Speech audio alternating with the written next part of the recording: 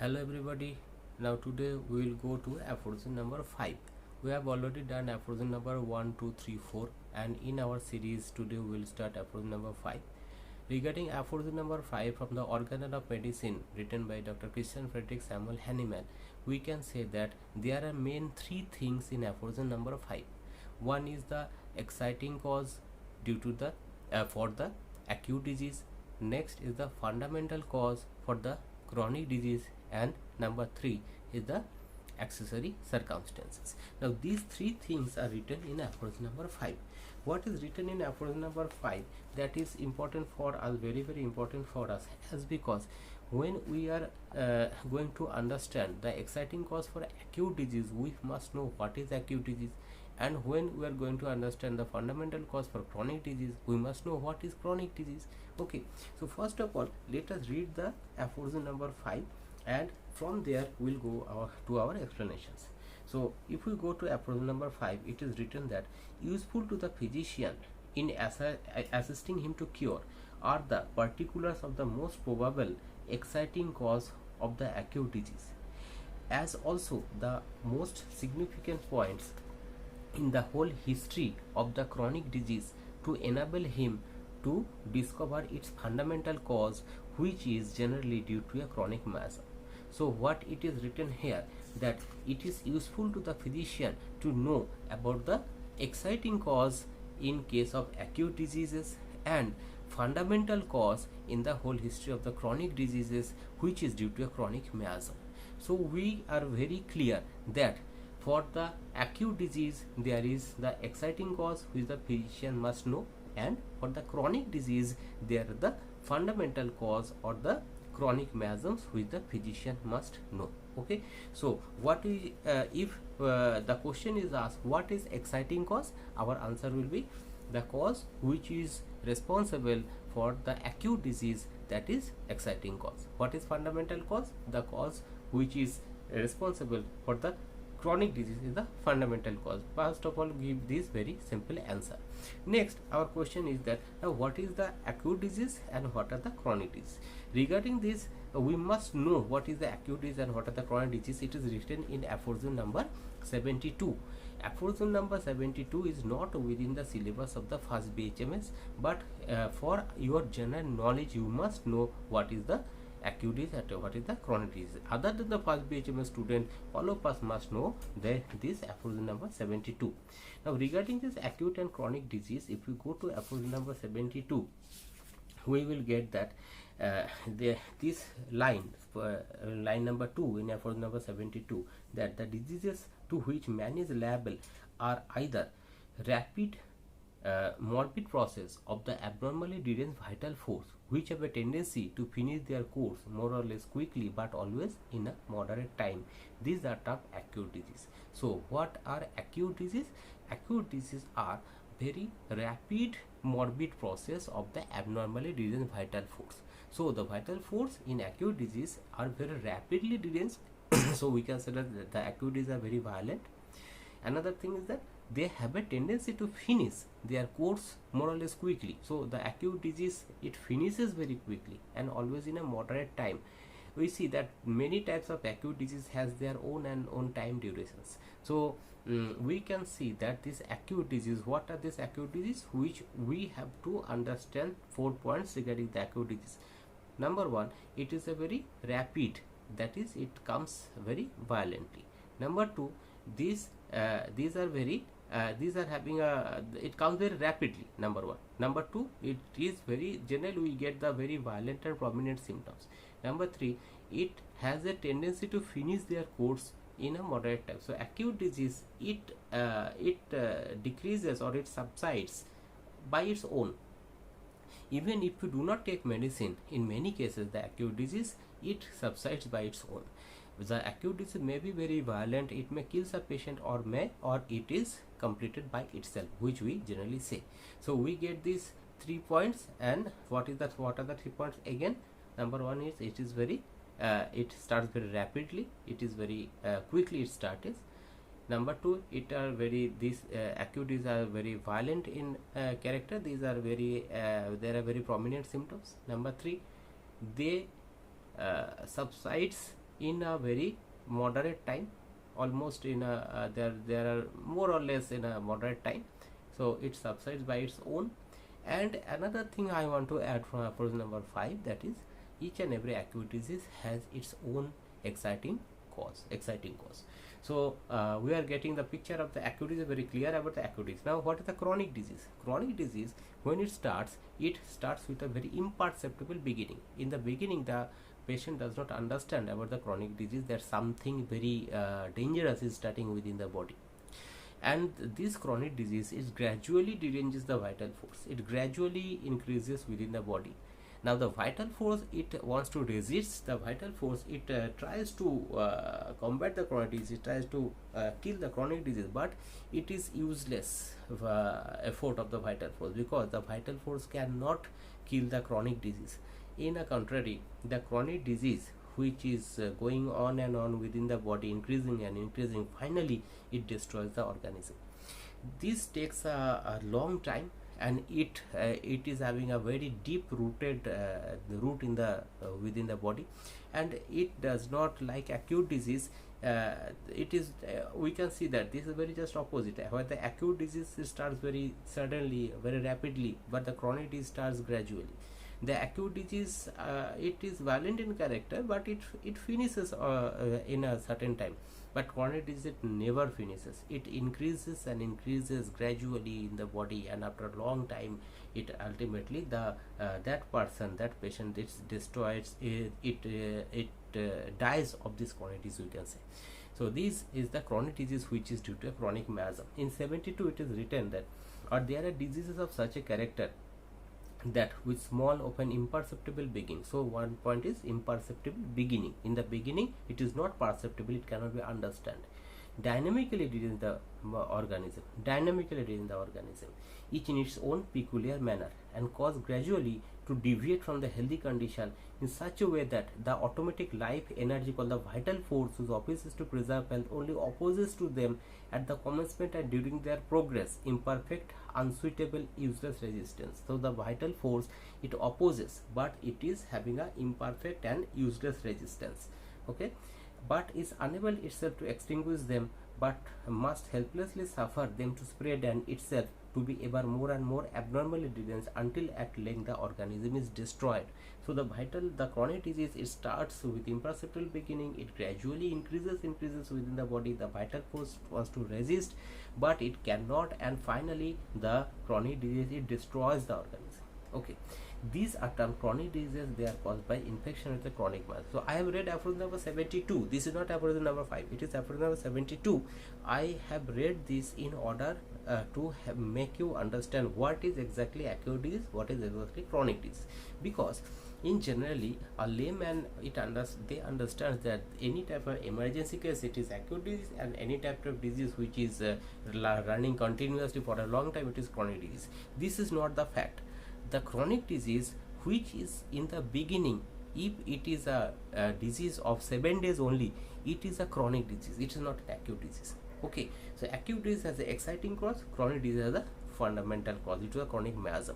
Acute disease starts rapidly, chronic disease starts gradually.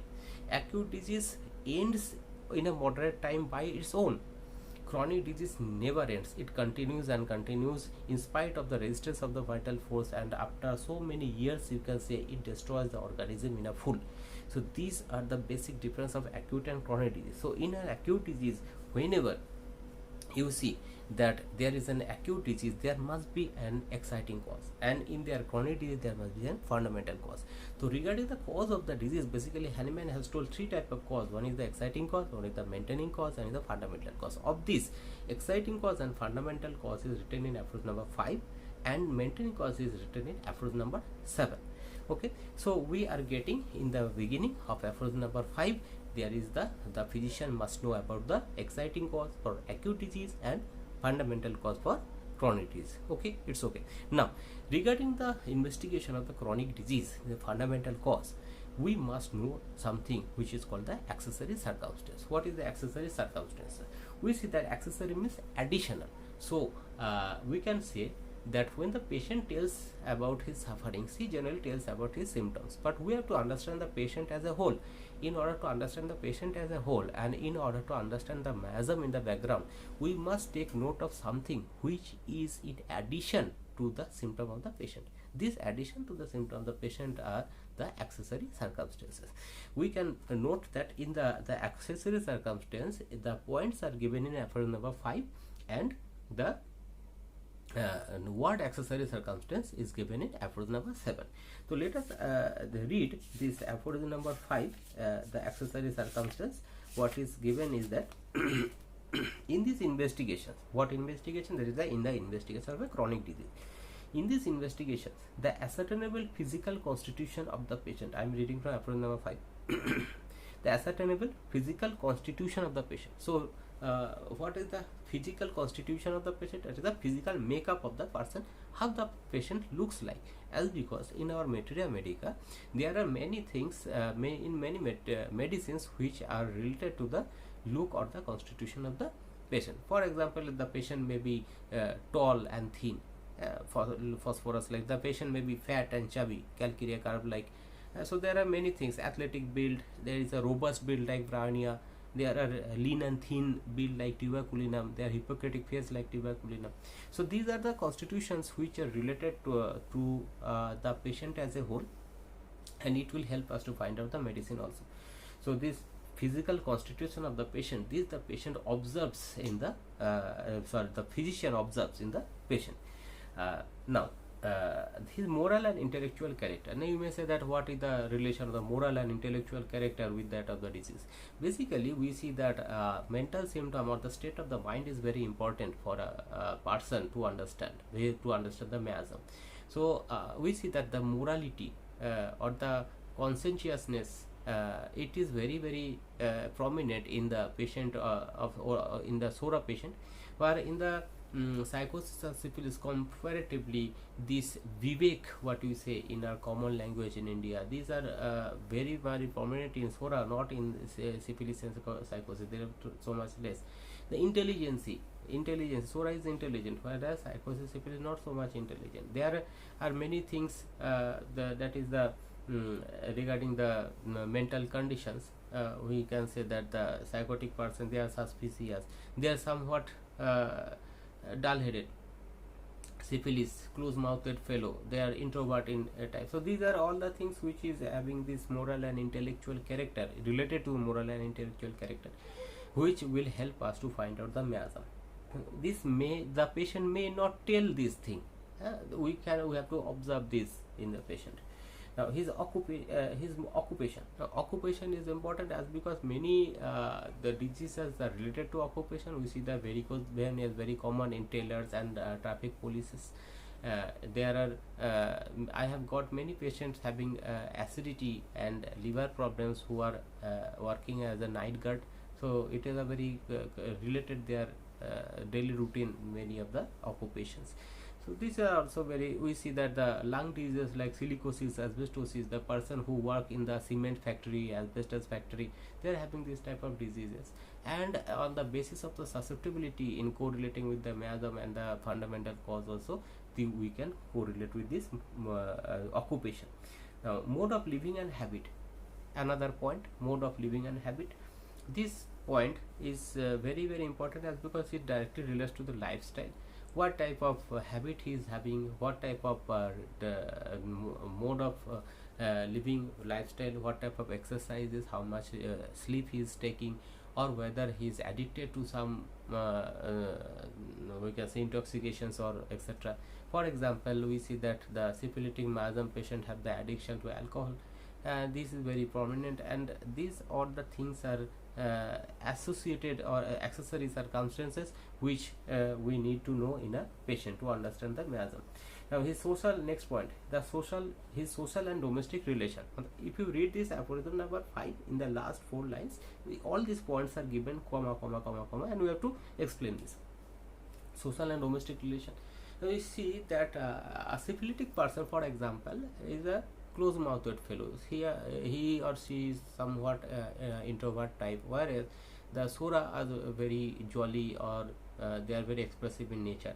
So naturally the social and domestic relation, it indicates, these are the examples what I am giving. There are many aspects, many things regarding the social and domestic relations of the patient. It indicates many things: his mental expression, his mental thinking, his attitude, etc., which indicates the patient as a whole. So this is another very important thing regarding the, to find out the miasm. His age. Now many diseases occur in certain and certain ages, and many doesn't. For example, cases of appendicitis, it generally happens within the age from 5 to 25. Now these are what we need to know regarding the disease. And another thing is that what type of conditions the patient is having, what type of activities regarding the age, it also help us to understand the fundamental cause of the miasm. Another point is the sexual function. Now sexual function is very important thing, where we generally in our country like India, we generally avoid, as because our culture does not permit so. But one thing is that Dr. Kent has told the will, understanding and intellect are the three main things which we have to understand. And if we get the will now the will, the sexual function comes under this point, and it's a very important as because it is an instinct of each and every human being. So each and every animals also, that is particularly that these are the we can say that the inner mind, it expresses the inner mind of a person. And if we see that if we get something peculiar symptoms regarding this field, we can directly get a very simillimum or very perfect medicine to cure the patient. So this is another very important point. And last is there is an etc. So whatever the point I have explained just now, there is addition in many parts of the Organon of Medicine. Hahnemann has given this etc. so that we can add from time to time many other things regarding this particular topic.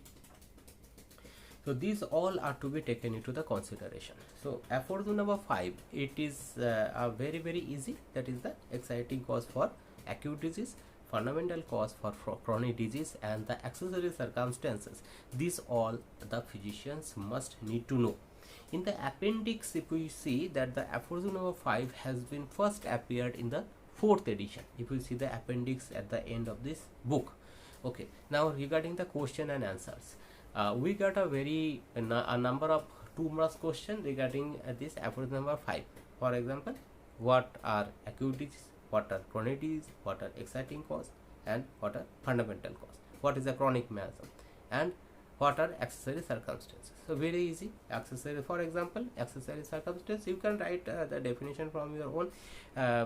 I've already explained that the exciting cause, the cause responsible for acute disease, fundamental cause responsible for the chronic disease. Acute disease we get from aphorism number 72, chronic disease we get from aphorism number 72. What I have told, you can write in a short definition. And another thing is that accessory circumstance, the things which a physician needs to know other than or in addition to the symptoms, which will help us to find out the fundamental cause when investigating a patient in a chronic disease. For example, these are the points. So this is how you can write the accessory circumstance. Another thing is that the 5 marks question, accessory circumstance often comes in the 5 marks question. So this is the what I have told just now, and you write one after another points, and you explain in 1 or 2 lines in each and every points. So there you can write your short note in the 5 marks question. Another thing is that in a long question, aphorism number 5 is a part of the long question, that is describe the what are the causes of the disease and describe each with example. According to Hahnemann, what are the causes of the disease, describe each with example. So there you will write that there are mainly 3 causes explained by Dr. Hahnemann, that is the exciting cause, the fundamental cause, and the maintaining cause. And the exciting cause and the fundamental cause are given in aphorism number 5, and the maintaining cause is given in aphorism number 7. And thereafter you write the definition of exciting cause and acute disease, and example, give 1 or 2 example of exciting cause, For example, overheating, any type of dissipation, any type of sudden shock, any type of overexertion of the body, exposure to cold, exposure to rain, etc., etc., and correlated with the disease. You can give this type of examples in acute disease, and you can also write the what type of disease it can cause. So exciting cause, and this is the exciting cause, and this is the acute disease. This is how you can write this. Another thing is the fundamental cause. So you write the definition of fundamental cause, and you write some examples of the symptoms, whatever I have told that regarding the SORA, the psychosis, the syphilis, what type of this fundamental cause, how to approach, and write also regarding the accessory circumstances, which will help us to find out the fundamental cause. So this is in a nutshell aphorism number 5. We have started the causes of the disease through aphorism number 5. Again, we will continue in aphorism number 6. Till then, thank you.